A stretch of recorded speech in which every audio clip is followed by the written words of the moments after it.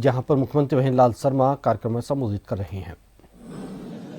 दोनों हाथों की मुट्ठी बीजिए, जोर से बोलिए, भारत माता की, भारत माता की, भारत माता की, दिग्गी कल्याण जी की, देवनारायण भगवान की, तेजाजी महाराज की, बंसी वाले की, गिरिराज धरण की, आप सभी की। आज के इस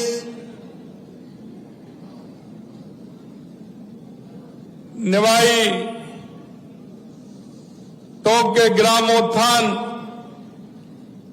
शिविर के इस कार्यक्रम में मंच पर विराजमान कैबिनेट में मेरे साथी जन स्वास्थ्य एवं अभियांत्रिकी मंत्री श्री कन्हैयालाल चौधरी साहब, कैबिनेट में मेरे दूसरे साथी ऊर्जा मंत्री और यहां के प्रभारी भाई हीरालाल जी नागर साहब, आपके अपने विधायक जिन्होंने अभी आपको सुना, श्री राम साहब वर्मा जी, देवली विधायक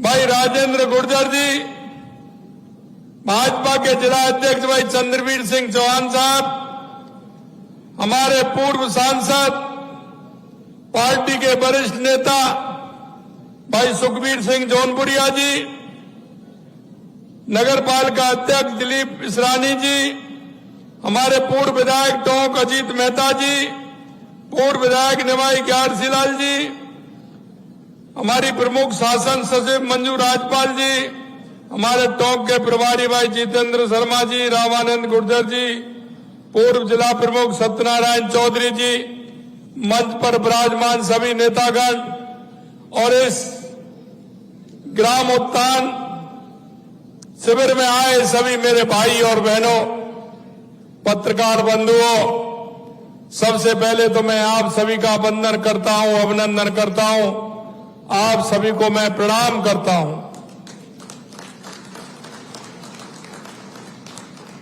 क्योंकि मैं आया था जो गिरदावर सर्किल पर हमारे ग्रामीण उत्थान शिविर चल रहे हैं,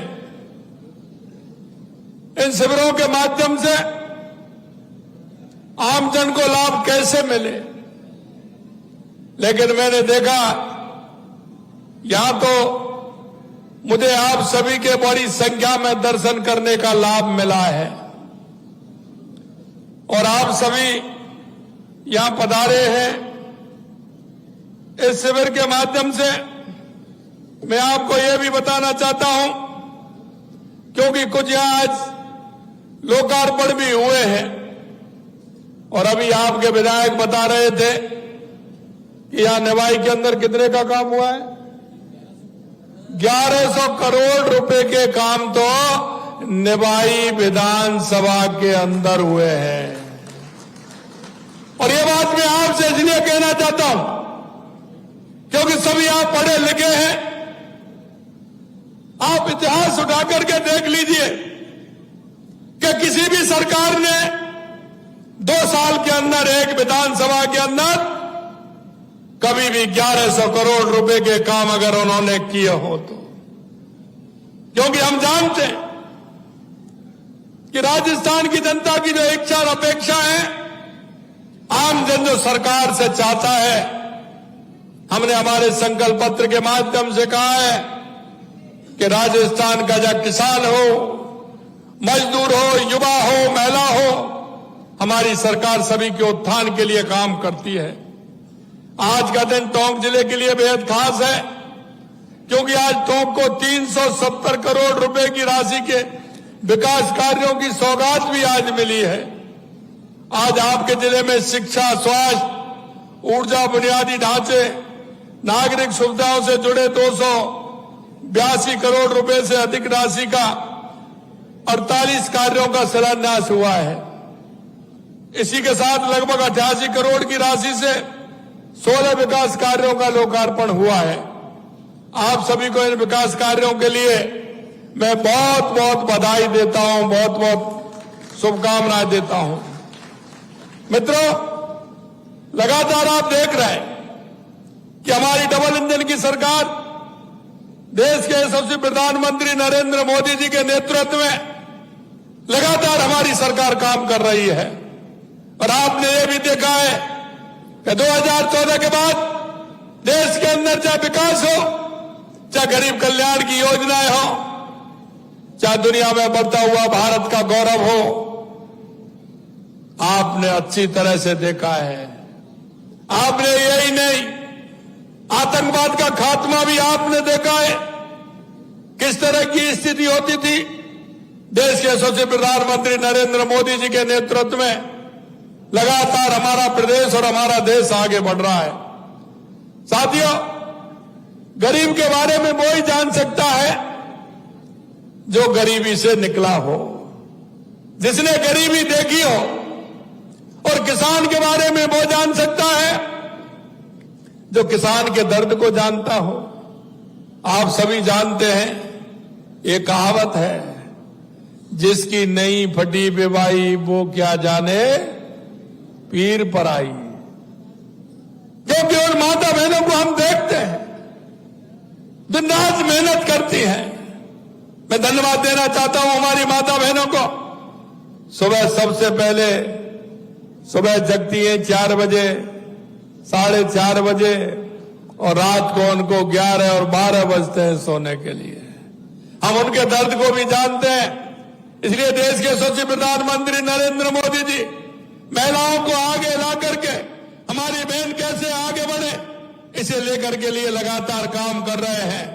और आपने देखा है, जो भी कोई हमारी योजना होती है वो हमारी बहनों के नाम होती है। इसका आप देख सकते हैं, बहनों के नाम क्यों होती है। और अभी नहीं होती, पहले से ही होती है। क्योंकि जब हमें धन की आवश्यकता होती है तो हम लक्ष्मी माता की पूजा करते हैं, तो लक्ष्मी माता हमें धन देती है। और जब हमें बुद्धि और विवेक की आवश्यकता होती है तो हम सरस्वती माता की पूजा करते हैं, तो वो हमें बुद्धि और विवेक देती है।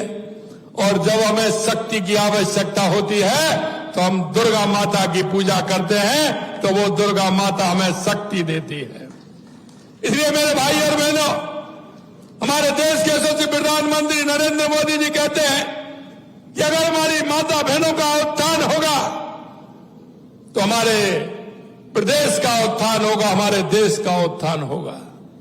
और इसलिए मैं कहना चाहता हूं कि आप कोई भी योजना देख लीजिए, अगर खाते खुलवाने हैं तो बहनों के नाम खुलते हैं। अगर आवास, प्रधानमंत्री आवास मिलता है तो बहनों के नाम मिलता है। मिलता है कि नहीं मिलता है? मिलता है ना। आवास मिलता है वो बहनों के नाम से ही मिलता है। और मैं कहना चाहता हूं, राजीव काम है, हमारी बहनें जिस तरह से काम करती हैं तो वो भी हमारा एक काम होता है। सारे काम, अब गैस सिलेंडर मिलता है तो माता बहनों के नाम मिलता है। अगर गैस में सब्सिडी मिलती है तो वो बहनों के खाते में जाती है। इसलिए मैं कहना चाहता हूं, और हमने ऐसे ही देख करके आपने देखा होगा, क्योंकि किसान जो हमारा काम करता है उसके साथ साथ पशुपालन का काम भी करता है। हम किसान को हर तरह का लाभ दे रहे हैं। और इसीलिए हम कहते हैं कि अगर हमारा किसान आगे बढ़ेगा तो हमारा प्रदेश और हमारा देश आगे बढ़ेगा। मोदी जी ने 4 जातियां बताई, हमारे देश के यशस्वी प्रधानमंत्री नरेंद्र मोदी जी ने। 4 जातियां कौन सी है? एक है किसान, एक है मजदूर, एक है युवा, और एक है हमारी बहन महिला। और इसे लेकर के हम आगे बढ़ते हैं। मैं आपसे यही कहना चाहता हूं, हमारे किसानों के उत्थान के लिए हमारे देश के यशस्वी प्रधानमंत्री नरेंद्र मोदी जी किसान सम्मान निधि देते थे, तो हमारी सरकार ने भी किसान सम्मान निधि देना प्रारंभ किया है। आपने देखा होगा 22 जनवरी को आपके खाते में राजस्थान जो हम मुख्यमंत्री किसान सम्मान निधि देते हैं उसका पैसा आया कि नहीं आया? 22 जनवरी को किन किन के खाते में आया, जरा हाथ उठाइए। तो ये देश के यशस्वी प्रधानमंत्री नरेंद्र मोदी जी के द्वारा चलाई गई किसान सम्मान निधि योजना में मिलता है।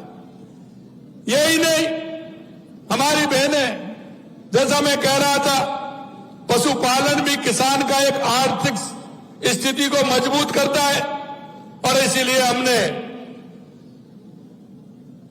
उसके साथ साथ गौपालक कार्ड भी दिया है। लेकिन उसके साथ हमारी बहनों को, क्योंकि बहनें सुबह जलती हैं, सुबह जल्दी जग करके, सुबह जल्दी जगती है ना, सुबह जल्दी जग करके गाय भैंस की व्यवस्था करती है, गाय भैंस का दूध निकालती है, डेयरी पर देने जाती है। तो हमने कहा हमारी माता बहनें जल्दी जगती हैं, लेट सोती है, तो उनको उसका लाभ मिलना चाहिए। डेयरी से आप मां बहनों को 5 रुपए लीटर का अनुदान हमारी सरकार देती है, 5 रुपए लीटर का। और इसलिए मैं कहता हूं, मैंने बहनों से कहा कि वो 5 रुपए लीटर आपका है, आप उसको पूरी तरह से उपयोग में लें। मित्रों, हमारे गांव की संस्कृति और हमारी परंपरा, कृषि और पशुपालन हमारा आधार है। निश्चित रूप से उस आधार को हम बनाएं। देश के यशस्वी प्रधानमंत्री नरेंद्र मोदी जी ये भी कहते हैं कि जब गांव आगे बढ़ेगा तभी देश आगे बढ़ेगा। यह सोच उनके ग्रामीणों को लेकर के गर्मा में जीवन जीने के लिए है, बुनियादी सुविधाओं को विकसित करने के लिए है। आपने देखा गांव गांव में शौचालय बना करके हमारी माता बहनों को सम्मान देने का काम किया। और क्योंकि आप देखते हैं कि पहले गांव में स्थिति कैसी थी, माता बहनें सुबह जल्दी जग के शौच के लिए जाती थी, रात को अंधेरे का इंतजार करती थी, वो सम्मान उन्होंने दिया है। पीएम आवास जो मैंने कहा, जल जीवन के माध्यम से गांव में नल से जल भी आ रहा है। हाल ही में मोदी जी ने विकसित भारत जी राम जी कानून को लेकर जो आए हैं, उसमें भी आपने देखा है, ये कांग्रेस वाले कहते हैं। मेरे पास सरपंच आए थे, सरपंचों ने कहा कि साहब ये नरेगा की जो स्कीम है इसमें इस तरह की व्याधा है, आप इसको ठीक करिए। हमने 60-40 का रेशो दे करके 100 दिन से 125 दिन भी किए और उनको काम भी सुनिश्चित किया है कि वो सरपंच अपनी मर्जी से अपनी पंचायत क्षेत्र में पूरा काम करा सकता है, जिससे किसी तरह की परेशानी नहीं हो। उसके लिए भी मैं कहना चाहता हूं, गांव में ऐसे स्थायी विकास कार्य होंगे जो गांव में जल सुरक्षा, बुनियादी ढांचा, आजीविका संवर्धन जैसे मददगार कार्य होंगे। इस योजना के माध्यम से इतने बड़े पैमाने पर काम हो सकता है। पूरा काम पारदर्शी तरीका से होगा, पहले पता ही नहीं चलता कितना काम कहां हुआ है। और मैं आपसे कहना चाहता हूं, इसमें श्रमिकों को भी पैसा मिलेगा। और इसमें एक किसानों की बात आती थी, किसानों की बात आती थी कि जब फसल कटाई का समय होता था तो वो कहते थे कि साहब नरेगा तो फसल की कटाई के समय नहीं होगा, क्योंकि अगर उसमें होगा तो वो किसान खेती क्यारी के काम से वंचित हो जाएगा, जो उसको एक्स्ट्रा पैसा मिलता था। हमने कहा है किसान का जब खेती का समय आएगा उस समय कलेक्टर से कह करके हम उसमें उस काम को, नरेगा के काम को बीच में बंद कराएंगे। और 2 महीने का समय उसमें है, उसमें कितना समय दे करके आप बंद करा सकते हैं वो हम दे सकते हैं, जिससे उस गरीब को दोनों लाभ उसके मिल सके। इसके लिए भी हम काम कर रहे हैं। मेरे भाई और बहनों, हमने लगातार कहा था कि राजस्थान के लिए चाहे बिजली हो, पानी हो, सड़क हो, शिक्षा हो, चिकित्सा हो, लगातार हमारी सरकार उसके लिए काम कर रही है। आपसे मैं कहना चाहता हूं कि आप देख रहे हैं पानी के लिए हमारी ईआरसीपी की योजना हो, चाहे हमारा यमुना समझौता हो, इंदिरा गांधी गंग नहर हो, या हमारा ब्राह्मणी नदी से हमारे बीसलपुर में पानी आना हो, चाहे सोम कमलाम के माध्यम से जवाई डैम में पानी जाना हो,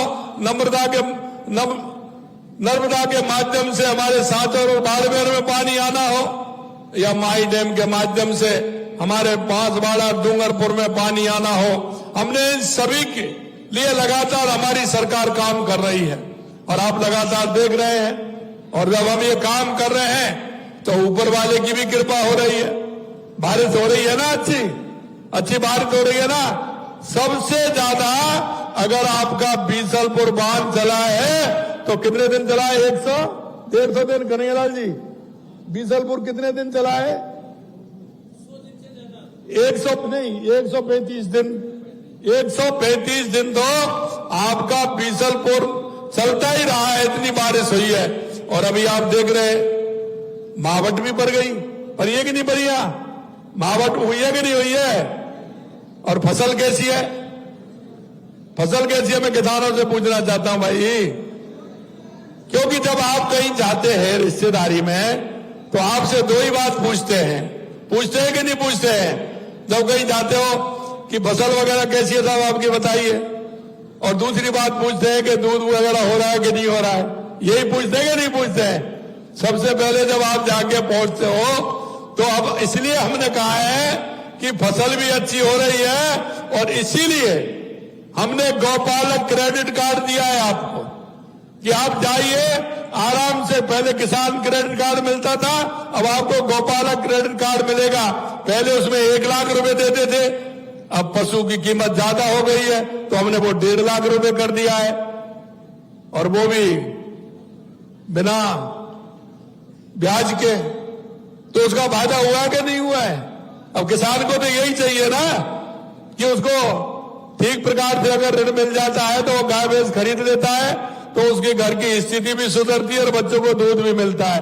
इसलिए मेरे भाइयों बहनों मैं कहना चाहता हूं आपसे कि लगातार हमारी सरकार किसान के उत्थान के लिए, युवा के उत्थान के लिए, माता बहनों के उत्थान के लिए काम कर रही है। अगर मैं युवाओं की बात करूं तो आप देखते हैं हमारा किसान का बेटा शहर में जाता था, कमरा लेता था, मकान लेता था, हॉस्टल में जाता था और कोचिंग करता था, लेकिन दिल्ली सरकार